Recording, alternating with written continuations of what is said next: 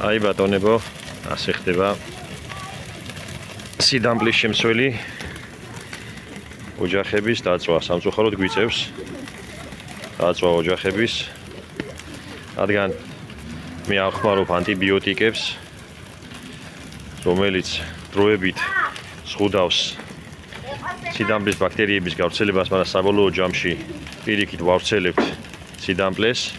მე მირჩევნია, რომ მოვიშორო ასეთი ოჯახი. აი დააგვირდით. აი მოვიშორო ასეთი ოჯახი და სამაგიეროდ დანარჩენი ოჯახები მყავდეს სუფთად. ვიმეორებ, მე არ ვიყენებ ანტიბიოტიკებს. რადგან არ მინდა რომ პროდუქტში მოხდეს შემდეგ ანტიბიოტიკი და ჯანმრთელმა ადამიანმა არ მიითვას მისდაუნებურად ჩემი წარმოებულია ანტიბიოტიკიანი თაფლი. ეს არის ბრძოლის ერთ-ერთი მეთოდი სიდამპლესთან, ამერიკული სიდამპლე. ყოველად საზიზღარი დაავადება.